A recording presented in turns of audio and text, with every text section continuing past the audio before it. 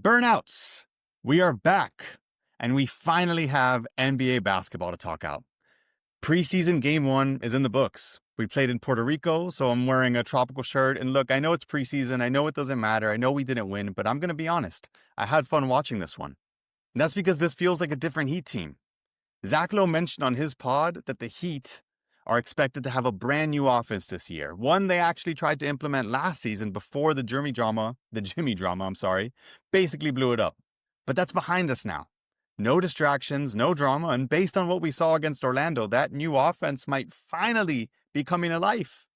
No Tyler, no Rozier, no Cass, no Damian, no Pella for this one. That's 5 guards out. An entire section of the roster in street clothes. And still, Spo looked around and said, you know what? Let's run. I mean, actually, he said it himself before the game. We have speed. We have quickness. We have youthful exuberance on this roster. It makes a lot of sense for us to play faster. And that wasn't just coach speak. This was a very intentional shift from how the Heat have played historically. It's been 20 years, 20 long years since the Heat have had a season where we have been even top 15 in pace. It's a 1-game sample size, I know, but our pace was 106.5. That would put us at number 1 with a bullet last season. And while I recognize it's unlikely the Heat's pace remains that high, for reference, last year we ranked 27th with a pace of 97. And yes, I know preseason pace is typically higher league-wide, but for this 1-game sample size, right, this one game that most of these teams have played, we lead the league in pace this preseason. And I don't think we've ever done that before, at least not in recent history. And that's partially due to us having an offensive rating of 111.3. In the last 10 preseasons, we haven't come close to this. And this was against the Magic, who had the second best defense in the league last season. Our starting 5 was Jaquez, Powell, Wiggins, Jovic, and Bam. And you might be wondering, who's the point guard on this lineup? But the real question is, who isn't the point guard? Jovic looked confident, getting stops, pushing in transition, spacing, finding open guys. Wiggins looked like the dude we need him to be, incredibly active on offense and defense. He looked comfortable. He looked happy. And Wiggs is at his best when he's happy. And Jaquez?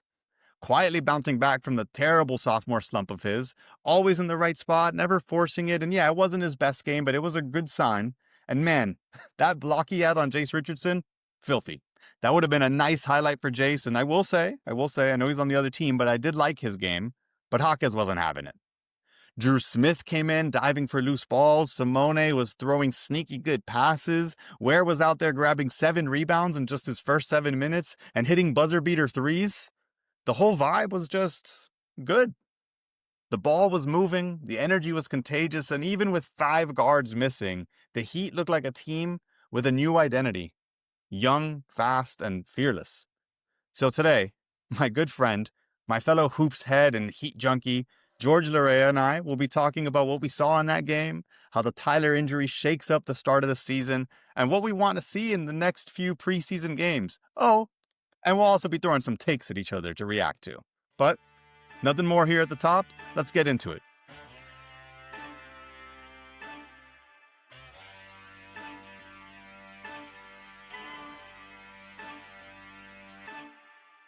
We're here. We made it.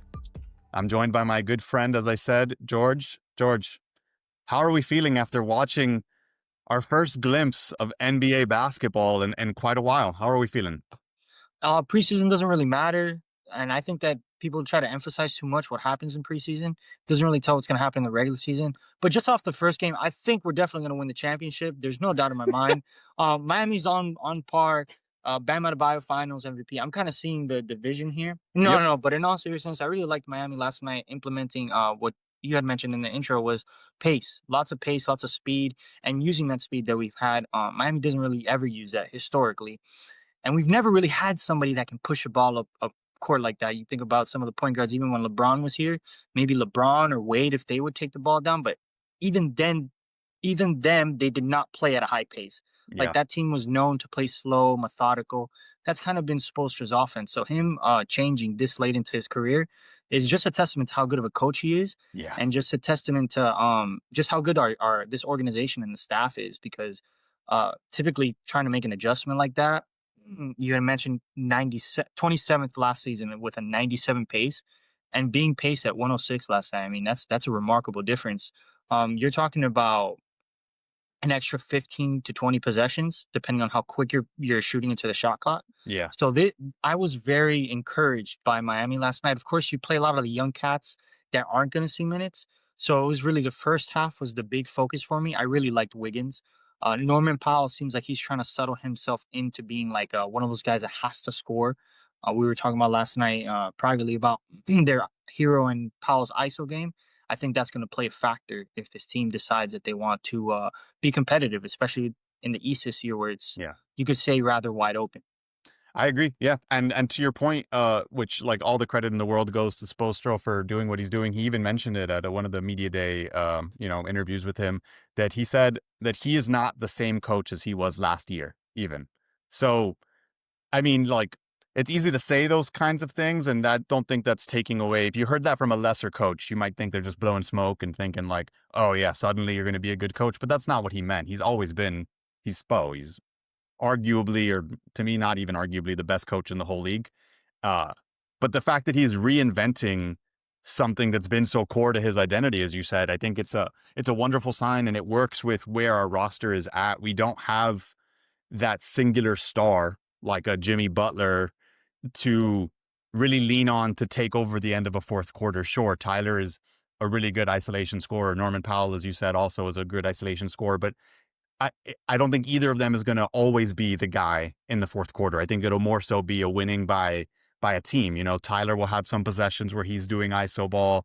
Norm will have some possessions where he's doing ISO ball. But more than anything, as we both seen and saw, them trying to attempt, I think it's going to be them trying to play more in transition to get those easy buckets, because so much of what we saw, especially, I mean, I know we don't like to think about it, but last year's playoff run against the Cavs, so much of it ended up just being the ball in Hero's hand and him trying to figure out something, and there was oftentimes nothing. So I'm for one very excited to see a more communal style of offense than just like hero try to save us, try to be our hero.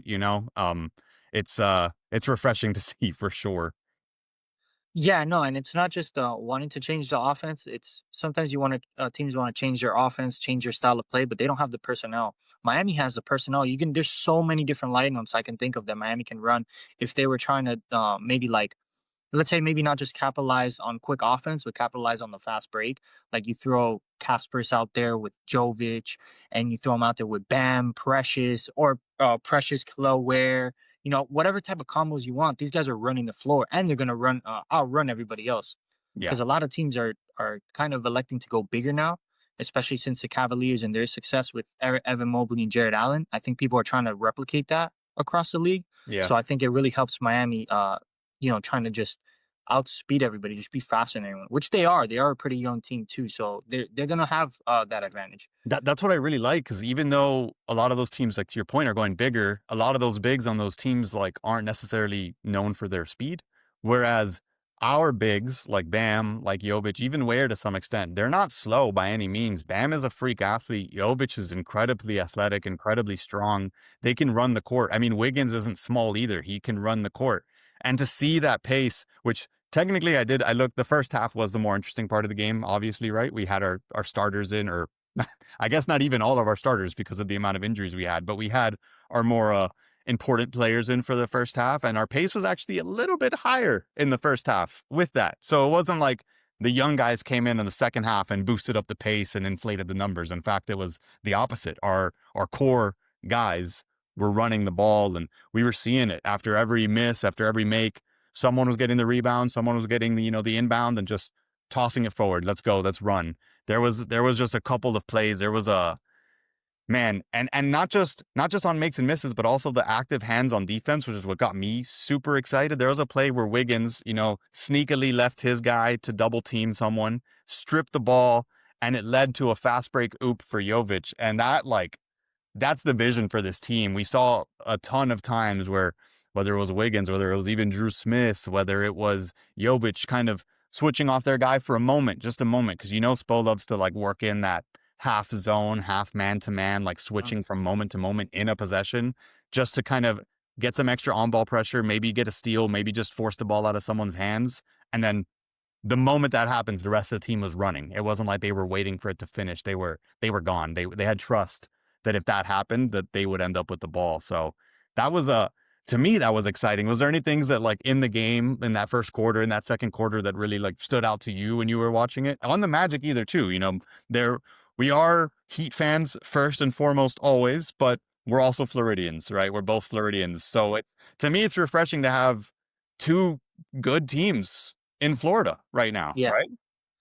I mean, I don't like the Magic, but I really like Paulo Banchero, and Yeah. just every season I watch him, like when at the start of a season, I'm like, dude, this guy got twice as good. Like he left last year and I went to the opening night against the Magic, and he torched us. And I was Yeah. like, wow, this guy got 3 times better. And now I'm watching him last time, like, oh my god, this guy got 2 times better. I'm like, wait a minute, that's 5 times better. Like this guy just keeps getting better and Yeah. better and better. And I just really like Paulo Banchero. Like I love watching that guy play basketball. I'm not gonna lie. I Same. don't like the Magic. I hate the Magic. Yeah. But I do enjoy me some good Paolo Banchero Italian basketball. He's a really good player. He's underrated in my Yeah. opinion. I did think, as much as like when you're playing against a player like him, you're not expecting to fully stop him, right? He's gonna get his buckets. Mhm. But I did feel like between Jovic, between Bam, between Wiggins, the defense on him was pretty good. He Yeah. had to hit some contested shots. And as long as you're making them work, a player of that level, if you're making them work for their points, I think you're doing the right thing, right? You're not gonna expect to stop them every time down the court. No, definitely not. Yeah, especially since like 2 years ago he couldn't hit a wide open mid range. Now he's just hitting contested jumpers over people like it's Yeah. nothing. So yeah, I really liked it. Last night, as much as I liked watching the Heat, it's always a good time watching Paolo play some basketball. Who was your standout player from the Heat tonight? Who stood out to you the most? There's only one guy that I care about watching the rest of this preseason. It's Vladislav Goldin. Vladislav Goldin. That's a deep take. That is my X factor to this team succeeding. Deep cut. It's some would say it's a hot take, but I really think that this guy unlocks the team. Like playing a big lineup, having him and Kello Ware, who's a little bit more athletic at the four. I would really want to see Goldin get more minutes. In college, one of the things he was really good at was the pick and roll. Like he was Yeah. just really good at being in the right spot at the right time. When you He's a look at his giant. highlights, it's just like rebounding the second chance and then putting up the points. Like it's just being in the right place at the right time. And that's exactly what Miami needs down low to help. I had a Create I extra had a note possessions. I had a note from watching him. He didn't get a lot of minutes. We saw he played mostly in the fourth quarter, but he he had this play where he ran the floor really hard, which he's not known for. He's very, very large human being. But he ran the floor hard and it paid off. He got the ball, he got a nice little inlet pass, and he has really nice touch around the rim, like very underrated touch around the rim. Yes. And Yes. that shows in his pick and roll game to what you're saying, because he can pick and pop, or if this huge behemoth of a man starts stumbling towards the rim, he has way more grace than you would expect for someone of his size, I think. Yes, he's a traditional big, so him being able to have like that post hook, things like that. These guys, it's crazy to say that the guys don't work on defending that. So like in the No. college level, he was just torching people because he didn't have a bag. He just had a, and Yeah. nobody could do anything about it. They'll Just post right over they'll everyone. post move, they'll shimmy, and then Yeah, it's in. and because of his length, he can finish at such unorthodox angles. Like he'll be like he'll get stuck in the elbow, and then he'll just turn around and like put those long arms out from the free throw line, and then just lay it up. Yeah. Like there's just a lot of factors. So I'm really excited to see him the next 6 games. Maybe ramp up his minutes. Probably start a couple of them just to let I'd our imagine starters rest. we start transitioning from, as we continue, Bam will play less, Norm will play less, right, in the preseason probably, and we'll start seeing more of these guys. Although I think Precious also stood out for me too. I really like that pickup. I like that we let him go, get better, and then we're like, okay, come here. There was a play, and I wrote this down. I think the moment Precious checked in, He got a block. yeah, he immediately checked in and Immediately. got a block. Yeah, you're right. That was in the third quarter, and it was like just high energy off the top.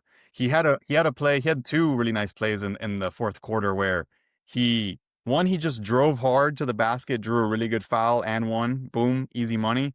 And there was another just at the end of the game where he was confident in isolation to just be able to drive in and make a shot. And you know, I feel like Spo is gonna have it's a good challenge to have, but he's gonna have to have a lot of decisions around who's getting minutes and how many minutes each. I think it's great because injuries are bound to happen throughout the season. I mean, as you can see, we're already starting the season with only one real injury in Tyler. The rest are more, I think, rest related injuries. But injuries happen. People have to rest a couple games here and there. And if we're trying to ramp for some kind of success in the playoffs, you don't want to be wearing out your Bam, your Hero, your Powell, your Wiggs. You want to be able to give them some rest in the regular season, which I think with this roster we'll be able to.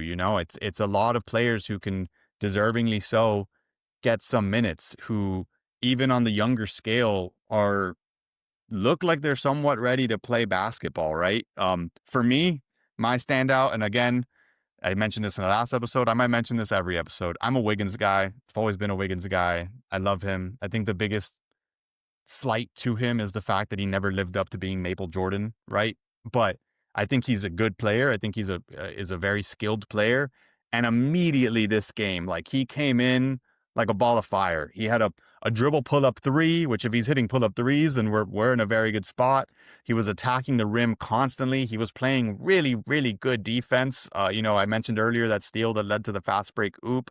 I feel like if he's feeling comfortable in this team, it's gonna be a really good sign for us. He adds a layer to this team that I don't think a lot of other players, while we do have a lot of depth and places to fill in different gaps, I think he's a little unique in what his role is on this team. I don't think we have a lot of small forwards who play the way that he does. And he was our leading scorer this game. Obviously, of course, or sorry, second leading scorer. Trevor Keels technically had 12 points, but Wiggins had 11, and he was playing pretty well while he was out there, and I think he has a very unique role in this team. There was trade rumors all offseason, right? About him to the Lakers for what was it, Rui? I think Yeah, for Rui some and for some something I don't want. I was yeah, gonna I'm say like, something bad, but not yeah, just something I Rui's not a definitely bad don't want. player. He's not bad, but But I like we Agreed. have depth at the power forward. We don't Yeah. have depth at the small forward. So Well, what? trading for Rui would have been like maybe you're packaging up Jovic to send him out of town. That would have been the only thing I Yeah, thought of. like to get something Yeah. else Something too. Like, else, yeah. yeah, but I don't see that. I understand contract wise, which isn't the most fun thing to think about. There is some reason why they would want to get rid of Wiggins to clear up cap space for a 2027 signing of a potential player, right? But I think that's overrated these days. Big players aren't getting moved in free agency. They're getting moved in trades. So like we've seen it countless times as Heat fans where the Heat have money going into this offseason. The thing is everybody wants to come to Miami, but Miami rather than use they want to come here, let me try to sweeten up a deal. They use it as they want to come here. Let me give you the worst possible thing. This guy said he wants to come here. What are you else are you gonna do? Yeah. And then the franchise looks at Pat Riley and goes, I'm gonna just send him somewhere else, like your fucking rivals, Milwaukee. I'm gonna send the one guy you could have had Yeah. to change your culture and impact you. And Damian Lillard, you see, that's kind of the issue Miami has had. So I really would hope that they invest in this roster and that they're not sitting around and thinking about 2026 free agency. Because quite frankly, it doesn't matter until the season is over. Yeah. That really doesn't matter to us, us as fans. So I would really like for them to focus on the product on the floor and not start trading people off of a hypothetical. Yeah. Count with what you have, not with what you want. Exactly. I'm like, the only reason why I would look to be really, really trying to trade a player like Wiggins is if, God forbid something happened to Bam, right? If Bam's out for the season, then it's like, okay, maybe let's just like retool and get ready for next season. And maybe those things don't fit our timeline anymore. But as long as we have what this roster is right now, I want to see it. I want to see it. There are a ton of teams in the East that people have ahead of us, that the general media has ahead of us, that I'm like, I don't I don't think they're better than we are. I think and we'll get into this later, but I think we're gonna be an unexpected team this season. I think Jovic is on a wonderful contract, first of all, and he's gonna outperform it. I think he's gonna outperform this contract this season. Yeah, Um, 15 million is people complaining about it. It's kind of crazy. yeah, it's like That's like that's a great price. people don't realize anymore like how big NBA contracts are. Like if you teleported 10 years back, you're like, Jovic is getting paid 15 million. It's like 15 million is nothing nowadays. Yeah, we just watched Duncan Robinson make 20 million a year Yeah, for 3 and I'd seasons. say Jovic is already better than Duncan Yeah, so Robinson. like, yeah, I think Not we'll to be take alright away with from him. Duncan. I love Duncan. Was an amazing player for us, but like he's not even a 3-and-D. He's a 3. He shot the ball at an amazing clip, which, we'll miss some of that, but yeah, I like it. Our only standout contract to me that's obviously terrible to most people is Terry, right? But we'll see what happens with that. In the press conference, Spo mentioned that he isn't really too concerned about last season's performance, not just for Terry, but for anyone, because last season was weird for everyone, right? Like there was a lot of stuff going on. It wasn't exciting for us. And he mentioned that Terry's been working out really hard. He's even put on some weight, like some needed weight. But he's lost body fat, which is even good. So I don't necessarily have hope for that project, but we'll see. We'll see what happens. I really do hope that Rozier gets at least some games in the preseason, right, for us to see it while the games don't matter, and not just throw him into a seventh man, eighth man role in the regular season when we haven't really seen any of that production. I want to see how he fits in this offense, in this newer, faster offense, for me at least. Yeah, I'm not really sure what they're gonna do with Terry. I would have hoped that they had moved him already for like nothing, like just like a couple like 7 second round picks would have been nice. Anything, I really. But if they're gonna keep him, you might as well use him. I mean, you have to. You have They're to. paying him all that money, so you have to use him, especially now with Tyler out. I kind of like to see Terry Rozier actually start. So it'd be Terry, Norman, Wiggins, Jovic, and Bam, and just let him run. And then if There's he's a not good chance of enough, it. then he hit. If he's not good enough, that opens up the heavens gates for my boy Casper. Or off night. Don't discount off night. Maybe making an appearance in the starting lineup. But I agree. Well, I know, I think he's already the starter. But I was saying I think that since Tyler's out, they should put Terry in just because you need that shooting. You And I need that don't shooting. Davion doesn't really have that shoot. That's just Davion's issues. He doesn't have that shooting. Yeah, and you can But showcase Terry. Hopefully, maybe build some trade value on there again yeah, to but get David that. Mitchell could do everything else. Like shooting is like his like all right thing, but he can do everything else. He can move the ball, he can move the rock, he just fucking defend. God damn. Yeah, I love that But guy. yeah, I love me some Davion Mitchell. Who we also got in a very good contract, a very very good contract. He's Yeah, it's been very underrated. Miami, who's been lackluster in contracts to say the least, has been doing a pretty good job at signing guys at some good prices, especially getting Precious. I'm sure if Wiggins has to come back on like a re-sign, they'll figure something out, or they'll trade him. But they'll probably figure something out friendly. they might, yeah. Hopefully, I like Wiggins. I don't. I think he's not delusional about his game and where he's at in his career. Right. I don't think that for him. Um, But the only outstanding question is like the hero contract. But it's a good sign, I think, already that we didn't rush to pay him. We didn't in the past. I feel like the Heat would have just given him the max, given him everything he's asking for, not thought a second about it. But now we're actually thinking about it. See if we can get any sort of discount. I think he's a very good player, obviously. I think he's better than what the credit he's given, but I don't think he's necessarily worth the full amount that he can be offered, right? That would be the hope that we're able to take a little bit off of that. Especially with like, not that he expected this, but Norman Powell kind of fits a very, very similar role to what Hero is for us. So there's some redundancy there in the roster. It's not like we only need Hero and Well, he, you could say that the points he doesn't score, that Hero does score, he makes up for by not giving up another 40 on the other end. yeah, yeah. I So mean, he's you could say Norman is probably. I mean, he's not a better player, but he's probably like a better fit to what we play. yeah. So it's So I think that adds another layer to that situation. It maybe lights a fire under Hero to. someone should tell him that. Someone should let him know we don't need him. So let's see if he starts playing better. I Hey, mean, no, I'm serious. It might help. I don't that guy for everything, for all his faults, he's improved every year. And he's never let the trade rumors and stuff get to him and break him down. He's just kept playing and kept it real on the court. He had some slights that were directed definitely to Jimmy in his press conference. He kept mentioning that even though he hasn't gotten his extension yet, he's not worried about it. And he specifically said, "I'm not going to let it steal my joy," which, as we remember, is what Jimmy was talking about, him not playing Yeah. with joy and not having that joy anymore. Tyler's like, that's fine. I'm young. I'll prove what I'm worth. We'll get to my salary. Like it'll come. So I uh I love that he's already embracing that attitude going into the season. He's also been talking about how it was expected to be more like 2 months of him not playing in the regular season, and he's saying that he only wants to miss 5 games. We'll see where it lands, but he's trying hard to come back. I just need him to try hard on defense, man. Yeah. That's all I need from Tyler Hero. Yeah. But at least we'll have better defenders around him now. Like he will Well, yeah, be to make up for it, yeah, he'll be the worst defender in a lineup that has mostly pretty good defenders. Although this would have been such a great team to just throw Haywood Highsmith off the bench in, but whatever. I mean, You Yeah. got to do what you got to do. I like Ty Smith, but we have some depth at those positions, things that would cover normally where he's at. How do you feel about Ware this game? Um, Khalil Ware is gonna be like Khalil Ware. Honestly, should be a 20 and 10 player in the future. But the thing is I don't know if he wants it as bad. I don't know, man. When I see him play, I don't know if I don't want to say joy, but I don't know if Khalil Ware has figured out how good he is. I don't think he realizes it. Yeah, So I get I the do same like the feeling. way he played last night, but Khalil Ware really could be like he should force Bam to play the four this season and like him be the starting five because he's just that good. So I really like Khalil Ware.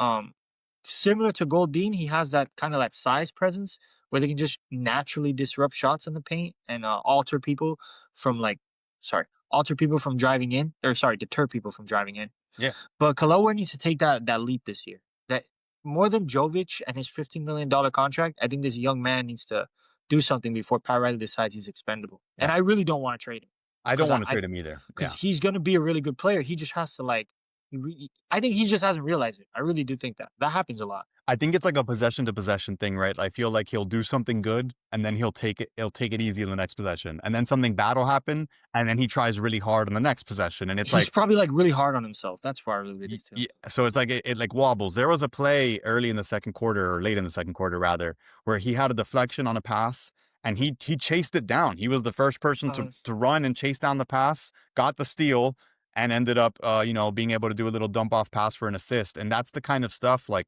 you have the length. He put on 20 pounds of weight apparently this season. You have a good shot. You have a good touch around the rim. There was a shot, there was a play, I think it was in the third quarter. I mean, he had that buzzer beater three that I mentioned that was really nice, but there was another time, there's a few times where defenders are still sagging off him at the three, and he'll get the pass and he'll hesitate. Like he won't just go up with it and shoot it.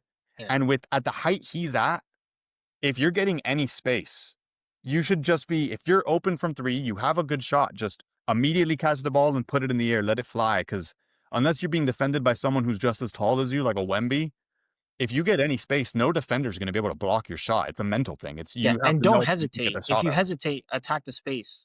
Yeah, Like might as yeah, well just drive to the basket. Don't just oh shit and then just stand there. yeah. He kind of But just it like comes with freezes. confidence.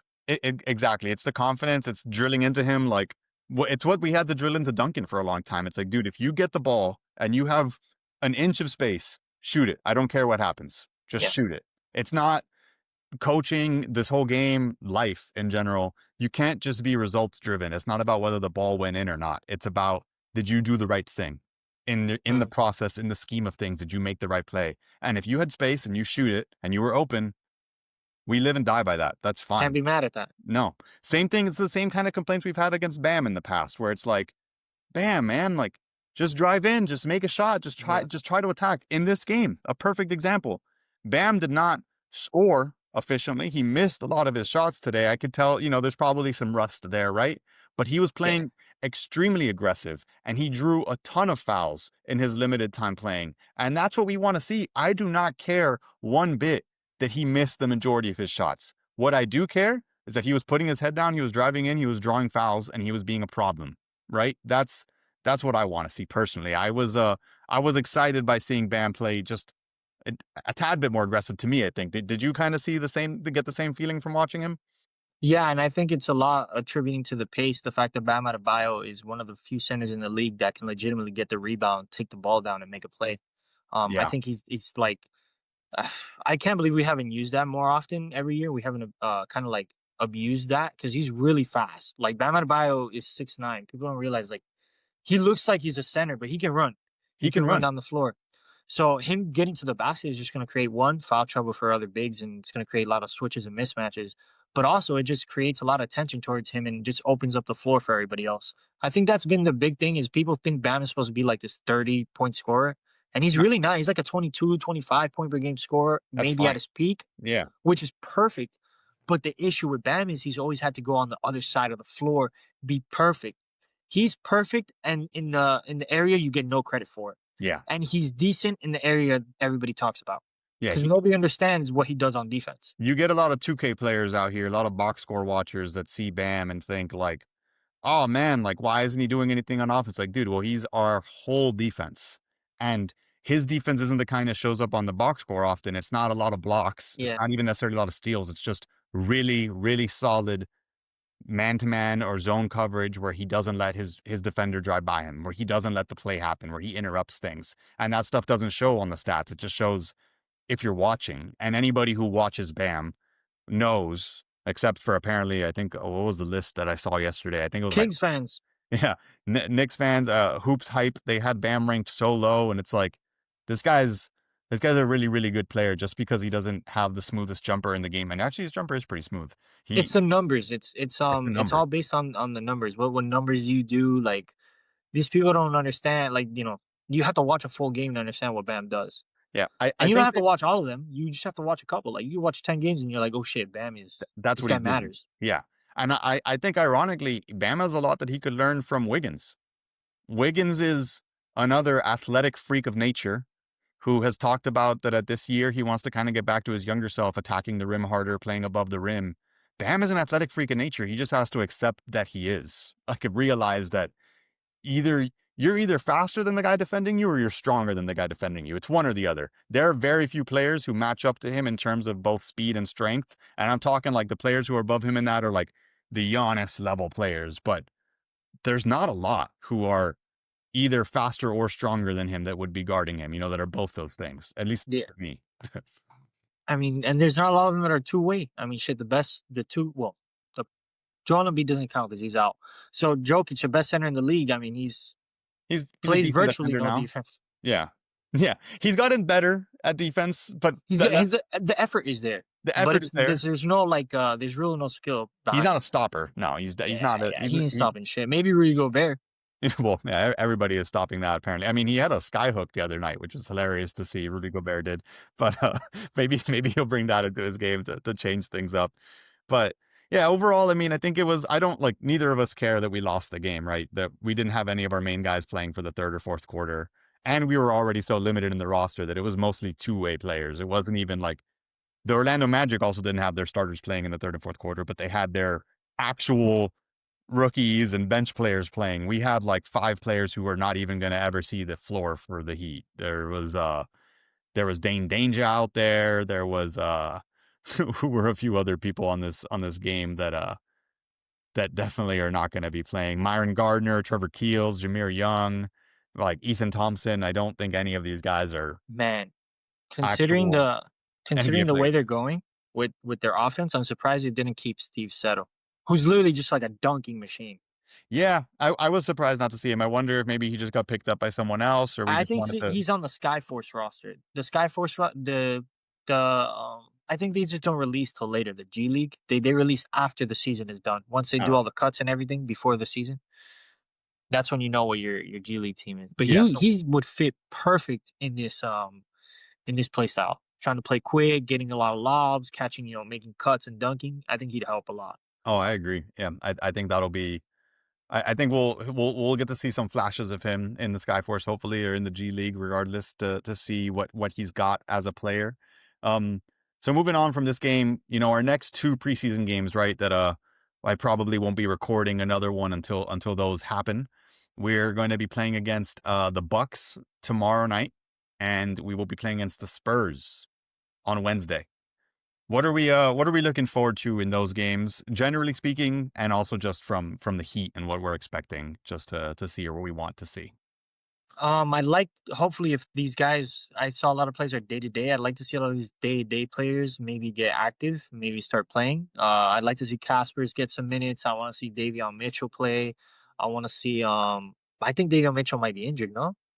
I didn't Yeah, see but him last. I don't know if it's an injury that'll keep him out for another game or two. It Yeah, seems, 'cause I was like, dang, I'm surprised that we didn't see him last night yeah. at all. Like, what? I want to see a lot of Precious and Khalil Ware minutes. I want to see those two get the floor since they're going to be probably like our backup bigs. I'd like to see them play a lot. Goldine, of course, I already spoke about that. I want to see Goldine play, see what he has, see any type of any capable way Miami can use him, especially when you're trying to play with a big lineup. Jovic with the ball in his hand a lot, as much as possible. Because Keep if we're not saying gonna it. have a traditional point guard, at least you gotta have your best playmaker just get that experience. Which he should honestly be our point guard. I'm ready for some Point Jovic gameplay. Y- I'm excited for it. And But just yeah, start Precious. I mean, you bench Norman, let Norman be the best six man of all time. Like, what do we? Yeah, yeah. there's things we can do here. There's a lot of flexibility in the roster. And then yeah, just to confirm, Davion was out with a calf strain injury. It's not a like it just said calf, you know. Oh, okay. Terry Rozier was out with a hamstring injury. Larson was out with a quad injury, and Yakachonis was out with a wrist injury, which Uh, leads me to believe, what the hell is Davion Mitchell doing to these guys in practice? Like, those are all guards. Davion must just be putting them through the freaking ringer in practice that none of these guys can play in the first game of preseason. So yeah, I'm excited to see them. I'm obviously excited to hopefully see some Giannis in and see what he looks like next to Miles Turner in this first preseason game. It's a new look Bucks, right? It's gonna be yeah, different. I don't know if they've announced yet who's playing and who's not. I think this is gonna be their first preseason game actually. yeah. And then you have Thanos on Wednesday. Yeah, yeah. I Yeah, The Wemby Ware matchup is always going to be a fun one to see. Just to see how Ware rises to that level. I think we saw it in their only one matchup that they had in the regular season last year that Ware played really well, rose to that occasion, rose to the occasion. sidebar, do you think Wemby's body will sustain throughout his career? I Only think because we just saw the blood clot happen, and that's really like I haven't really seen that happen to a lot of bigs. apparently from all reports, like the blood clot was a one-off thing. He's completely fine. Like there's no reason to assume it's going to happen again. It was just like a random freak thing that happened to him. That's what the reports are saying. There's not a lot of concerns in terms of that. Um, I mean, I think if it, it's easy to say no because of his height, right? But he comes from a family of athletes, like Olympians, who are also all very tall. They've been training him his whole life using like resistance workouts and stretches and the right kind of workouts to ensure that he doesn't necessarily tear his muscles in a way that other workouts might. One example of a player who's not as tall but still very tall, who's had a long and mostly injury-free career is like Kevin Durant, right? Now he's older and starting to get injured a little bit more, but he's in his late 30s. But I think if he can follow a similar model to that, or even Giannis, who was really skinny when he first started in the league and just became a giant man, um, Yeah, if he but if he even could like just, Giannis and KD, they're not like this is gonna sound crazy, but they're not like disproportionate. Like Wemby literally looks like he's not like human. I mean, you're not supposed to be And 7'6". Humans are no, no, not. no, I know, but that's what I'm saying. Like he literally looks like he's not human. So like my worry for him is just the constant. I know he does a lot of stuff to not get injured, but it's just like the constant like.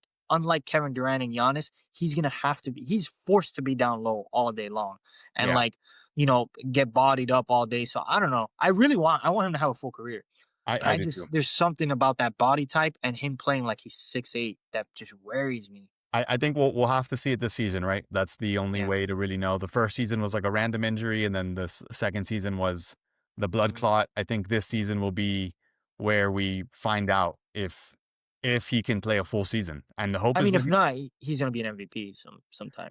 sometime. I don't think it'll be this year, but he's going to be on people's ballots, and he'll probably win Defensive Player of the Year this year if he plays Yeah, the season. There's like almost no doubt in my mind about that. That guy's he's going to as have a long as they don't steal it from Bam this year, they're gonna he's try to steal it from Bam again. he's going to eventually get a quintuple double. He's going to have 10 steals, 10 blocks, 10 rebounds, 10 assists, and over 10 points, obviously. He's going to have it. He almost had one in his second year in the league. To say that, like, as a sophomore, he almost did that is crazy. And he hasn't even scratched the surface for how good he's going to be. So, yeah, I'm really excited for that Spurs game for sure. Just any chance to see Wemby and also to see their rookies, to see Dylan Harper out there playing will be cool. So moving on, right? Moving on from our preseason game dissection and predictions and hopes. There's just some league news I do want to talk about before we get into a little game here where we're going to be tossing takes at each other. This there's been reports apparently around the league that the Warriors are monitoring Bam Adebayo. Well, what do you think about this, George? What do you? I mean, I like the idea. I definitely think that if we're gonna move on from Bam Adebayo, getting someone like Stephen Curry wouldn't be a bad idea. But yeah, I mean, we can monitor. I mean, we've been monitoring Giannis for like the past 6 seasons. Yeah, Like monitoring and getting them is one. It's two totally different things. Uh, I don't think in any world. I think Bam's untouchable. He's the Yeah. only untouchable player on the Miami Heat roster, and that's just based off his leadership. Like he's like the Udonis Haslam, but with all due respect to Udonis Haslam, with basketball skill, Yeah, with way like better than Udonis extreme Haslem has ever been. generational talent on one end of the floor.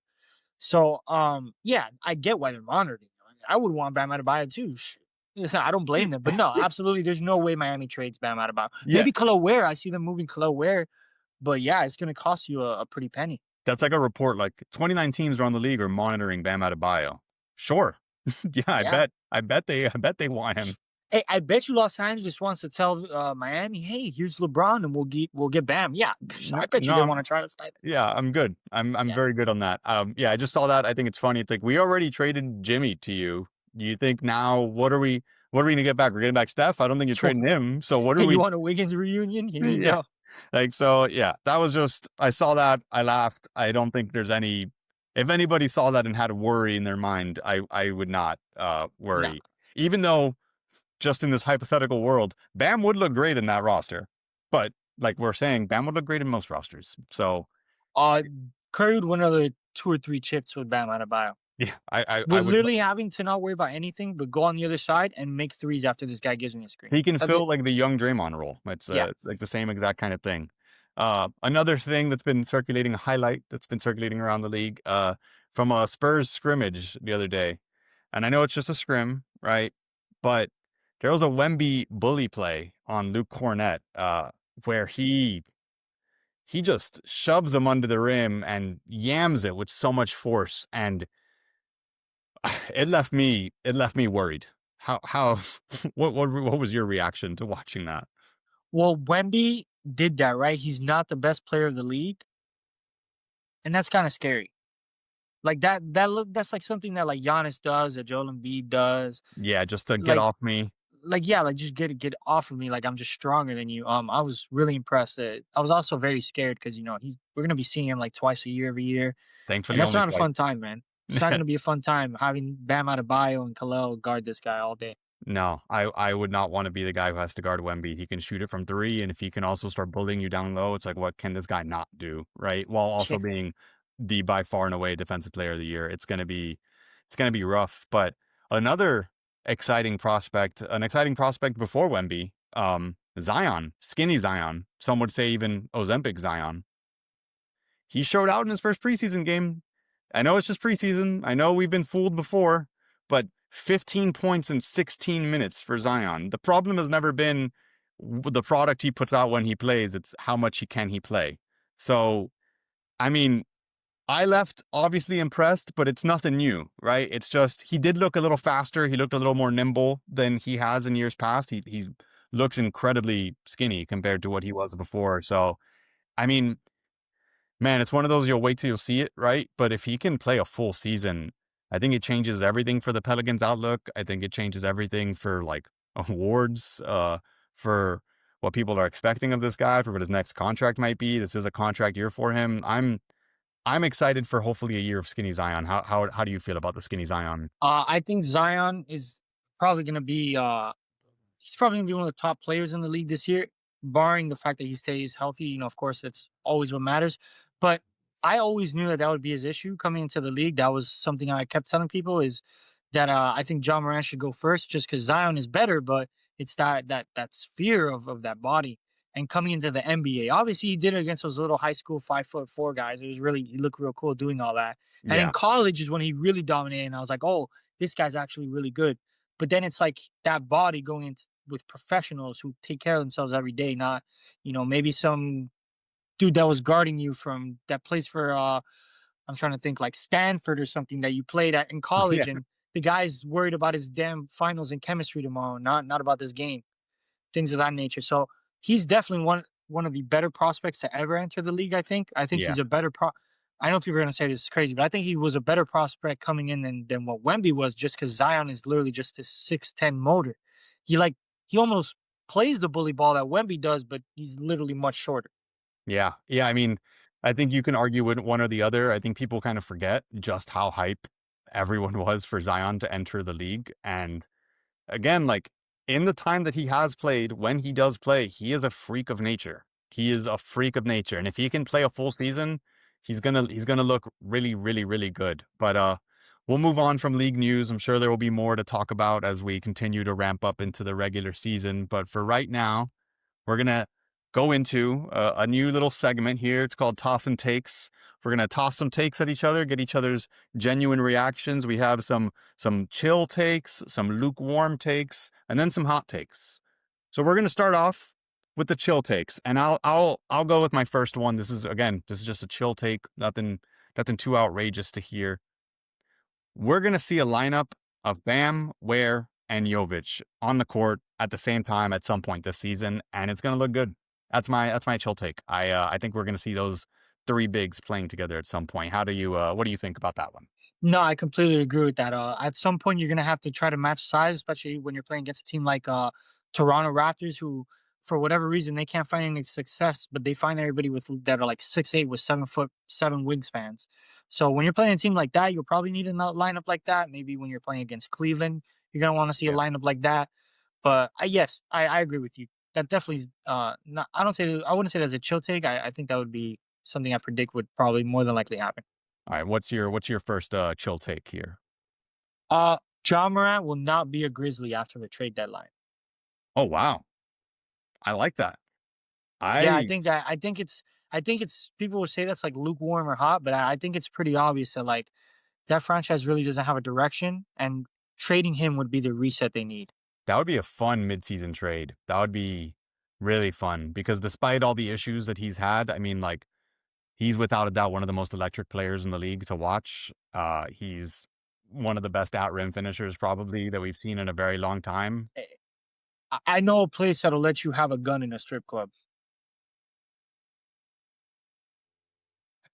Moving on to the next chill take. I think that's a perfect way to end that one. That is perfect. Um, my next chill take. This isn't LeBron's last season, but next season probably will be. That's my chill take. I think he's got one more year after this year. I think he's gonna announce his retirement tour. He's not gonna surprise retire. There's gonna be a tour. It's gonna sell out in every arena. And I can't imagine him not doing it. He is one for the glamour. So that's my chill take. Yeah, I definitely agree with that, and especially once he watches Skinny Lucas start doing his things, he's gonna start going to the cryogenic chamber an extra hour or two every day and try to extend his career. And he's gonna be like, "Yeah, I want to play with Bryce, but he really just wants to play with Luca, who's Yeah, just gonna be probably playing out of his mind this season, more than I, likely." I think so. I mean, I said it in the last podcast. I have Luca as like my favorite for MVP. I think he's gonna be shooting lights out and playing insane for the whole year, especially with a full season of feeling comfort on this team. So, what's your last chill take for me? Bam Adebayo will win Defensive Player of the Year. That's a chill take to you? Yeah, he's finally the one year he's not gonna deserve it is the year he's gonna get it. Is this you assuming that Wemby doesn't meet the game's criteria, or he's gonna win it genuinely over Wemby? No, no, no, he's gonna genuinely win it. Wow. I mean, I definitely would say that is at the very least a lukewarm take, at the very least. But I mean, I hope so. I really hope so. I would love for Bam to get the I credit he deserves I just one year. don't know if the Spurs, when they're sitting in like the seventh or eighth seed and like Bam's in like the third seed, if like those 2 blocks really matter. Those 2 blocks a game. Okay, so a contingent on like our performance as a team, which we're both a little higher on than what other people. I could see that. Okay, well, look, you might get some disagreements out there from the world, but I respect it. I think he'll at They least already be. stole 3 from us. That is true. I They agree already with stole that. 3 from us. Wemby deserves to have one stolen from him. It's only right. It's only Yeah. fair. Moving on to lukewarm takes. Hit me with one of your lukewarm ones. Let's keep it rolling. Well, you kind of already said this earlier, but Luka Doncic will be MVP. I Okay, think. yeah, I'm no complaints here on that. And I think it's just gonna be like it's gonna be very difficult to guard someone. Not just it's crazy how unathletic he is, but now he's just gonna be unathletic and a little bit quicker. Yeah, So he's gonna be able to do that step back, and like instead of it going point 0.5, it's gonna go like 0.75 or like one, the regular YouTube video speed. But yeah, that's probably gonna be very dangerous for everyone. I think Luca's really coming in for revenge this season. He's heard all the disrespect, especially from the Dallas Mavericks, and we're probably gonna see. I'm predicting 30 points, 7 rebounds, 11 assists. yeah. I mean, That's I my again, prediction.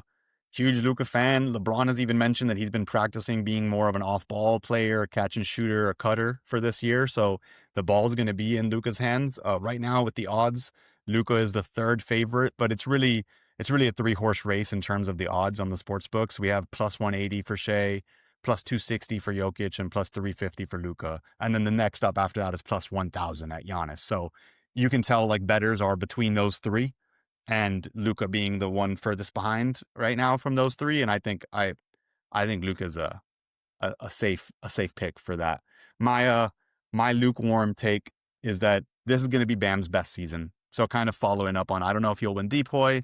Obviously, I don't think he's going to win an MVP or something like that. But I do think that this will be the year that he kind of puts it all together. He's going to attack more. He's going to maybe shoot some threes more as he did towards the end of last season. He's going to play that defense, but it's not going to all be on him finally because we have other defenders surrounding him who can play. So I think he's going to feel free. He's the vocal leader of this team, and he's embraced that role for himself now. I'm expecting a very, very good season. I think, like we said earlier, like anywhere from like 20 to 25 points a game, putting up those rebounds, putting up those assists, maybe not necessarily getting too many blocks tallied or steals tallied, but just playing really solid D throughout the year and having a good field goal percentage. I like it. And maybe drawing more free throws than he's ever drawn before. Yeah, I agree. This probably will be Bam's best season, especially considering with or without Tyler Hero playing a lot of time because we don't know how he'll come back from the injury. Yeah, I think Bam's really going to elevate this team through the first like 2, 3, 4 months of the season. It'll really be Bam Adebayo's team. So I agree with you. cool. What's your next lukewarm take for me? Charlotte Hornets will be in the playoffs, Wow. especially Okay. this year. Yeah, Yeah. I mean, they have where are they? literally nothing to lose. Like that team has absolutely no reason not to make the playoffs. I know it's gonna sound crazy, but I think that Lamelo's career is on the line, kind of like his reputation, and I feel like that's really gonna motivate him, especially this year. Since I mean, he's literally the veteran of the team. That's Lamelo Ball being your vet is something you don't want, but it's something you kind of want because from a talent perspective, he's got it. But from a leader perspective, I'm not sure. But I think the Charlotte Hornets will make the playoffs this year more than likely. They're gonna upset a lot of bookies. I mean, They're not they, predicted to win like 30 games, I think, something like no, that. no, they're predicted. I'll tell you right now. Last year they were the 14th seed in the East, with 19 games won. Lamelo obviously did not play a lot last year. I think he had a ton of injuries. I think in general the team had some injuries. Him and Brandon Miller were barely able to play together. Who's the combo they're kind of hoping to play. Right now, and I will, as I get to it and pull it up, what are they expected to win? I think they also have some good additions. You'll have another year under Trey Man. You have I can't pronounce the guy's name, but Con Knuppel, Con, whatever. Con Knipple? Yeah, Yeah, he could shoot. That yeah, boy can shoot the rock. Uh Brandon Miller, people forget Brandon Miller got injured last season, so he and didn't he's play really a good. large portion. And when him and Lamelo play together, it's like they're like one of the best duos, just from like numbers in like a very small sample size last season. Yeah, and But they play very good together. Miles Bridges, which I don't like him personally, but I mean, Mhm. basketball wise, the guy can play. So the Hornets are expected to win right now. The over under is set at 25 games. So you're slamming the over on that. You're thinking that they're gonna get, like, to get to the 10 seed last year in the East was 39 wins. You're expecting them to get into that upper 30s, low 40s range with More this more roster. more than likely like 41, 42. Okay, it's I mean, to me that's a little spicy, but I like it. I think I mean there's talent on that team. There is talent. We'll see what happens. And there's a lot of injuries too. There's a lot of major teams from last year that are just dealing with too many major injuries. Yeah, that is true. My lukewarm take, my last lukewarm take here is that the Warriors are a first round exit team. I wanted to say that they won't even make the playoffs. I still think that's a possibility that they won't if certain teams perform a little better than expected, like the Spurs, like maybe the Pelicans if we get a full year of healthy Zion. Uh, this team is super old. Jimmy's gonna miss games. Steph is gonna miss games. Draymond is gonna miss games. Al Horford is gonna miss games. Jonathan Kuminga is not happy on that team. Kerr does not like him on that team. I think there's a lot of question marks around that roster. And yeah, I think there's a good chance they don't even make the playoffs, but without a doubt, I think they're a first round exit. And then we start having questions around what's the Warriors' future. That's my opinion. Yeah, I don't think they make the playoffs, so I agree with you. Yeah. Yeah, they're gonna struggle a lot. I mean, they're probably gonna make some trades mid-season, but I don't know if it's gonna be enough. Yeah, they're gonna try all their hardest to, perform and make a good team around stuff. And it's just hard when you have such an old roster but that's not incredibly deep. So we'll see. I'll jump in now to my first hot take, right? And that is that the Heat will not be a play-in team this season. We're going to be a top 6 team in the East without a doubt to me. Right now, according to the odds, according to like projected wins, the Magic, the Hawks, the Knicks, the Celtics, the Cavs, the Pistons, the 76ers, the Pacers, and the Bucks are all considered to be better than us in terms of win totals, and the Raptors are tied with us in terms of win totals. So that means we'd have to jump 5 of those teams to be able to be a top 6 team, right? And in my opinion, we're better than the Celtics with an injured Jason Tatum with a terrible roster. They intentionally stripped this roster this year to make it a wasted season or a waiting season, really. I think we're better than the Bucks. I mean, Giannis is an MVP. I'll never discount him, but I think we have a better roster than the Bucks and a better regular season. If Giannis misses any games, they're losing those games. We're better than the 70 Stinkers with Joel Embiid, who can't play basketball, Paul George, who can't play basketball. I mean, I like Jared McCain, but he's already injured, yeah, I think we're better than they are. The Pacers lost 2 of their best players from last year and somehow are considered to win more games than us. And like, it's not just their best player, but Tyrese Halliburton was the engine of that whole offense, of that whole scheme, and they lost him. And Miles Turner was their spacing big, who helped also make that scheme possible, who also plays pretty serviceable, pretty good defense, and he's not there anymore. And then the Raptors, come on, man. The fact that people think we're gonna win just as many games as the Raptors, like I feel like there's a lot of, I mean, I know there's a lot of Heat bias in a negative sense from national media. We have a better team than the Raptors do, and we have a better coach than the Raptors do. No insult to their coach. Again, I'm talking purely about Spo himself being the best coach in the league. Yeah, I don't know. How do you feel about that? What do you think if about the about the Heat being top 6? I think you mentioned earlier you think top 3. Yeah, top three. I think the Heat are gonna be third or fourth in the East by the end of the year, especially these injuries and more injuries will accumulate throughout the season. Of course, yeah. Hopefully not for us. But I think Miami has a really good chance to surprise a lot of people, especially with this new offense. I think it's gonna surprise. It's gonna take the league by surprise for sure. Yeah. What's your first hot take? Zion Williamson will be All NBA on offense and defense this season. Top 5 MVP. That is nice. I thought about that one. I thought about that one. I like it. I like it. It is a hot take without a doubt. Based on just games played, right? But Yeah, no, of course. we've said it. When he plays, he's a freak of freaking nature. He's lost weight. This is a contract year. Everything is on the line for him right now.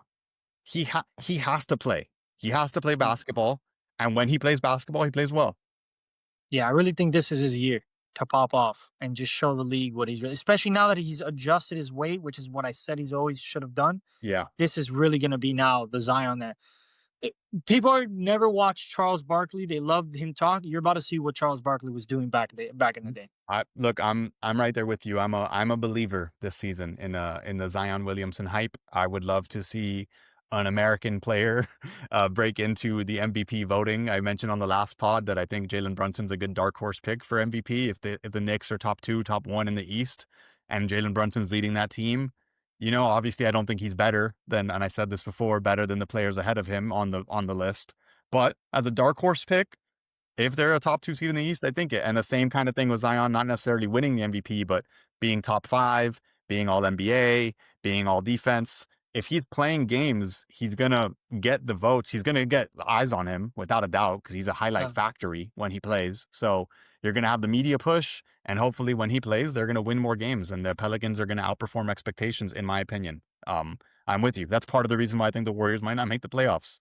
If the Warriors face the Pelicans in a play-in game, and Zion is healthy, Oh yeah, I'm taking I, the Pelicans all day. I'm taking the Pelicans. I'm sorry. Especially with Jordan Poole. The addition of Jordan Poole, I think, Yeah. is very underrated.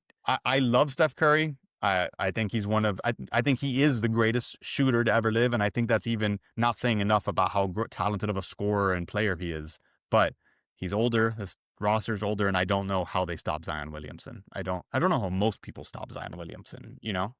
Well, he just stops himself. He's the best. He's the best Zion defender in the world. Yeah, he's like, I'm just not going to play. I'm going to get Yeah. injured again. Yeah. So no, I like that. My next and final hot take. I think you'll like this one. Coach Spoelstra will win his very first Coach of the Year. I Oh talked. yeah, that's a pretty hot take. Yeah, with the national media bias, that's a hot take. I I talked mean, about I this. don't. If we're the third seed or like the second seed in some fucking crazy world, then yeah, Which also, I don't know if Miami's clicking on point, if the Knicks are better than us. I mean, I'll take us over the Knicks any day in a playoff series. Oh yeah, But yeah. I do think that it's, and we'll see. This is a new look offense. Maybe I'll be blown away. I do think as a regular season team, they're just going to outscore people. Like, That's true. No, because you're no, not but of scheming against them day to day, and you're course, going to yeah, have to go against Cat and Brunson, and they're going to put up 120 points every game. And yeah. if you can't score that much, you're just going to lose because, and if it's a tight game at the end, there are a few players that I'd take over Brunson with the ball in his hand in a fourth quarter in a tight game. I think he's one of the best clutch performers in the league probably right now in terms of just like, I will do this by myself. Um, but yeah, I talked about this a bit on the last pod, and I think I was a little bit more hesitant, right? But I did some thinking, some soul searching. And the more I look at it, like the favorites for coach of the year are Mosley with the Magic and Snyder with the Hawks. And I think both those teams are expected to be good, right? But because of that, I think it weakens the coach of the year argument because they're expected to be good. They're building upon past success. I think a lot of their success is going to be attributed to their players, right? Like the Desmond Bain trade, the growth of Paolo, the growth of Wagner. With the Hawks, I think if they're as good as they are, it's Dyson Daniels taking another step up as a defensive player of the year candidate. It's Trae Young like reaching a new ceiling. It's Zachary Risachet playing even better. So I think you can like parse away a lot of that success from the coach to the players. And then other coaches who are ahead of Spo right now in the voting, even though those are the two favorites by far, I think they either just won't surpass expectations enough. And if they do, it's going to be a similar thing where you can attribute their success to their players. But for the Heat, no one in terms of the national media has any expectations for the Heat. We don't have, as we've talked about, that go-to like all NBA level scorer who's going to take that credit if we are winning all these games. Even Bam, in terms of like his defensive player of the year candidacy, it's not in the sexy way of like blocks and steals where it would take it away from Spo. I think as a team implementing this new system, especially like this new look Heat, I think if that comes true, even if we're a top 4 team in the East, I think there's a strong candidacy for Spo. And I think there is a little bit of like wanting from media members. Like everyone in the media recognizes Spo as being top 1, top 2 coaches in the league. And most of them are surprised that he's never won the award. I think we just need to give them enough reason. And if we do, then I think he has a chance. Again, it's a hot take, but that's where I'm at right now with it. What about what's I got a little mic drop. That's okay? not a mic drop. I think people are expecting this to happen. The Milwaukee Bucks will not make the playoffs this season. I like it. Giannis will be out of the playoffs this season, and I'm not talking about playing. I mean, I don't like that. Obviously, I love Giannis and I want to see him in the playoffs just because No, he's but this Giannis, has but I nothing to do like the with take. Yeah. this has nothing to do with Giannis. Yeah. No, I just wanted to clarify from my end. I don't like the idea of Giannis missing out on the playoffs, Like right? I like the take. it, what you said only like was like a perfect. I was gonna mention it. If Giannis misses any games, Giannis, knock on wood, out 3 months, they're cooked. They're They're cooked. cooked. They're How cooked. many It's games? over. If he misses 20 games, how many of those games do they win? 1, 2, 3, 5, maybe. 5, maybe? And that's It's like, that roster. They did nothing. I don't know how he didn't request a trade. Because honestly, I think he will request a trade this season. I don't know what the hell Miles. They're saying, "Oh, Giannis wanted Miles Turner." Giannis did not wake up out of bed and go, "You know what we need to get the championship again? Yeah, Miles Turner." that's a really good impression, by the way. That's a pretty good impression. I mean, I like Miles Turner as a player, right? I think No, no, he's a great player, he's a but decent fit next to Giannis, but like that's all you have. That's and they gave him a bag. yeah. I They gave don't. him a bag. They gave him a bag, and they still have that dead money on the books. They don't have really any room to do Oh, that's right. anything. Yeah, They have nothing. They don't have like young up and coming players. Yeah, I mean, I think just as much as like they might lose games because Giannis misses, they might not perform as good as Giannis is hoping, and he might request a trade midseason. yeah. I think the Milwaukee. I think even with him staying the whole season, it's just that team is very bad. Yeah, it's not. Now, if they make the playoffs, this has to be a Russell Westbrook when Kevin Durant left. Giannis needs to win the MVP, like automatically. Yeah, Because I'm with you on that. That's that Giannis might be MVP the case. worst, barring Giannis Antetokounmpo on that team. That might be the worst roster in the league. I will say if they're good enough to make the play in, I wouldn't want to be a play in team playing against Giannis in a one game like No, winner no, go no. home series. But I still think they lose. It's just like that Th- team is not good yeah, enough. and also you're kind of again like I don't hope for any injuries on any player ever. But you're kind of asking for it by the way you built this roster because to win games, you're going to need to play Giannis a ton of minutes. You're not going to be able to rest him the way he has in the 42? past. Yeah, 42 to 44 minutes a game or night. like in the past, he was able to sit fourth quarters because their team was good enough that he'd blow them out, and he'd sit and rest. That's not. There's no way that's going to be the case this season. And God bless his soul. What the hell Yeah, is Doc Rivers going to do with this roster? This is the first time Doc Rivers is going to the season. He doesn't have like 2, 3 stars on his roster. he has one. He's not. Yeah, he has one. Well, I mean, he has a really, really good one. Yeah, he has. If I had to pick like out of 3 of them, that'd probably be one of the 3 I pick. Yeah. But He's still, top two at the worst, top five player in the yeah, at the NBA. worst top 5 in the NBA. Yeah, worst. Yeah. If anybody has Giannis less than top five, you're not watching the same game I'm watching. Yeah, we're not participating in the same sport. Yeah, there's something's not checking out there. James Harden might not have Giannis in the top five for separate reasons. All he does is run and dunk, right? But yeah, man. I look.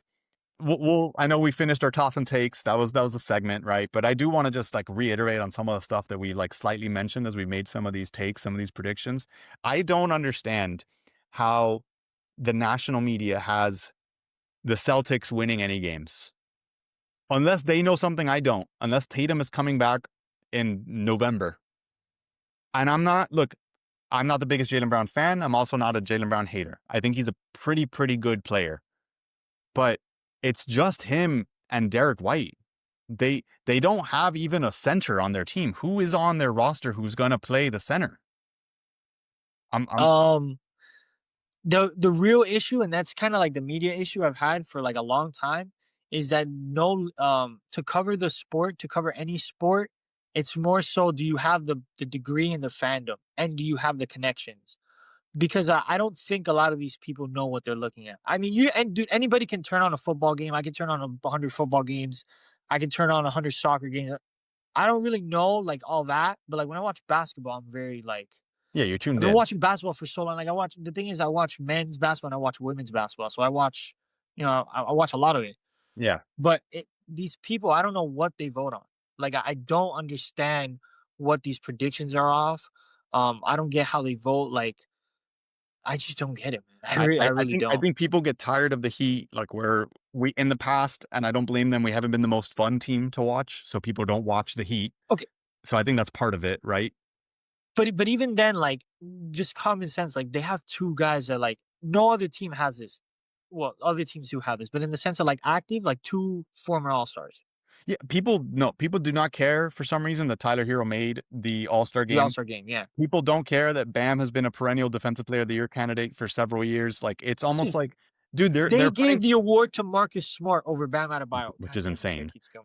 They're putting Brandon Ingram like and Scotty Barnes ahead of these guys. Like Like, but it's just the fact of you're not watching. You're not sitting there and watching them, and that's fine. That I get it. Like, there's 30 teams. It's a lot of basketball. a If you want to lot, watch but every single game, to me it's just an insult. Like there's just so many of these teams that I look at them and I'm like, there's no way. And I'm high on the Magic. I'm high on the Pistons. I'm high on both those teams like winning a lot of games. But between the Celtics, the Bucks, the Sixers, the Pacers, the Raptors, like those guys aren't better than we are. Not right now. If the Pacers were fully healthy, if they didn't trade away if they didn't trade away Miles Turner and they still had Tyrese, that's a whole different argument. But those things happened. If the Celtics had a healthy Jason Tatum and if they didn't dump their whole roster, then that's a different argument. But those things happened. So I don't know how oh you're able to take that, you know? well, it's like it's not even just well, yeah, it is kind of major the media, but the media was totally fine. Nobody said anything when Luka Doncic was drafted 3rd overall. Yeah. Out of every college kid, Luka Doncic had just won an MVP overseas, which most of those college kids that came in the league that didn't make the league went overseas to try to do was like compete. It's the biggest He joke in the did that. world that he was drafted third. It's the biggest joke. I mean, Every day I Not think about, like, the Suns, the Devin Suns Booker, and the and Kings, Luka and also Doncic. remember the Hawks had the opportunity to draft him at 3, and they traded down to get Young at 5. Which again, Young is a good pick, and Young at 5 is a good pick, but the Hawks pretty much said, "No, we're good on Luka. We'll trade down. Like we don't need him." But What? it's like, how did Phoenix not think, you know what would be really nice around this really good scoring guy? A guy that can pass and score. The Like, best one of the best passers we've ever seen. One of a- the best passers we've ever seen. and nobody, like people would go, because these guys they do, whether it's like a 3, 4, 5 YouTube videos they watch. If you didn't watch a YouTube video and think, damn, Luka Doncic is by far the best player in this draft. I When I DeAndre Ayton went first, I wasn't surprised. He was good in college. To all his credit, DeAndre Ayton was good in college, but again, dude, like He Luka doesn't was care. He is what Khalil Ware can end up being. If Khalil yeah, Ware that's doesn't. the dark path that he could Yeah, take. yeah. DeAndre Ayton is a perfect example. I mean, the guy's made a bunch of money, like, because I love how when I talk about these guys' careers, people bring up like their life achievement. Like, I don't care about that. I'm talking about his career. Yeah. His career is not panning out the way it was supposed to be. That's not a No. first round, first pick overall center that was Marvin Bagley dominating in is Marvin college. Bagley even in the league anymore? No, actually, no. But crazy enough, Jaren Jackson Jr. over Trey Young isn't as crazy as people think. People have talked about that a lot. No, But no, like, I don't think that's no, that I think crazy. that was actually pretty good. No. If anything, like I mean both it should have been Luca first, Jaren Jackson Jr. 2, Trey Young 3, and then, whoever else. But like yeah, I don't know. I don't people are odd and people make odd predictions. There are people out there like Nico Harris who run the Mavericks who decide to trade away their perennial MVP candidate as he enters his prime after he just took you to the finals, after he single-handedly dismembered the competition in front of him, after he beat OKC for you, and then the year after OKC wins the championship. Like, there are people out there who exist, and there are people out there who exist who are in high places, and it's you know it's a shame. It's unfathomable. I would have supported his heroin addiction. I would have gotten him the clean needles and everything. Whatever Luka Doncic needed to keep him on my team. He is a beautiful, wonderful basketball player. I don't know how you watch him play basketball and think, we should probably trade him. You know what? It is good though for the league, because I really do fear that nobody was going to stop. Luka Doncic and Kyrie Irving were on the cusp of figuring it out. Yeah. And that, when they first got put together, in my opinion, was going to be the best duo in the league one day. Because that's just unguardable. With and they it's so silly because they built, and I know we're on a little bit of a tangent here, so we'll close up after this, but Yeah. they built the perfect team around him because Perfect. they had those rim runners. They had great defense built around Luka to shore up all of that. You had a Kyrie who could play off ball, but also when Luka sits, can play on ball and be the main creator. Like, you literally built the perfect team around Luka, and then you traded him because he was injured. Like, everyone's like, oh, he played terrible defense in the playoffs. He was injured throughout the whole playoffs. There was literally pictures of his thighs bleeding. I don't know if you guys remember this. Like, Yeah. this guy was wearing giant ice packs every time he sat on the bench. Like, he was playing through injury and still putting up insane numbers on offense and still got you to the finals. And you lost against what was honestly one of the best teams in the league. Like, the Celtics were no freaking joke that year. Everyone assumed when they made all those moves that they would win the championship, and then they won the championship. Like, it's not like you lost against a surprise team that you disappointed. Like, you put up a valiant effort. You beat good teams, and you went against a really, really good team, and you were just kind of injured. They just didn't have enough around him at the time. No, And that Derek was but Lively. I think that was Derek Lively's rookie season, maybe when they made the finals. Like, what would have made more sense was packaging up all your first round picks for the next 10 years with like Lively and Gafford and getting Anthony Davis. Then I would have said, okay, Nico Harrison, you're crazy for giving up all this draft capital, but trading Luka all Doncic, in. brother, what are you doing? Yeah, Now, no, that's that trade, no joke. A little bit of TMI. I was on the toilet and my friends texted me, and I literally couldn't believe it. I almost forgot that I was in the bathroom and I was going to get up, and I was like, oh you wait, like I end up can't. sitting there for like Because I another. was literally like, what? Yeah, I had a good What? friend over the house. Shout out Lou, and we were just hanging out. We were catching up. I hadn't seen him in shit. I think I hadn't seen him in years at that point. And I got the notification on my phone that Luka Doncic had been traded, and I'm like, me like everyone else, I thought it was fake. I'm like, Yeah, of course. there is no way that you traded Luka Doncic. Like there was no way. Which I will say, and let's to lead to where we're wrapping this up with what we're fired up and what we're burnt out by. I already said last episode I'm fired up for the season to start, right? What I'm really, really fired up for right now is I don't know if you've seen the promos for the Starting Five show on Netflix. Hmm. That they did Yeah, one they last look really season. good. Yeah. This season, they lucked in. If you guys don't know, it's coming out sometime in October, I believe October 16th is the beginning of it.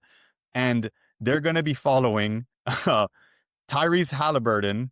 They're going to be following Shea Gilgeous-Alexander. They're going to have Kevin Durant, James Harden, and Jaylen Brown. So a lot of really good players, and they showed some clips in there of all these people reacting to the Luka trade, like we all did. So that's what I'm incredibly fired up for that show. What are you fired up for? So I'm gonna mix both of mine together only because they kind of intertwine. I'm really fired up.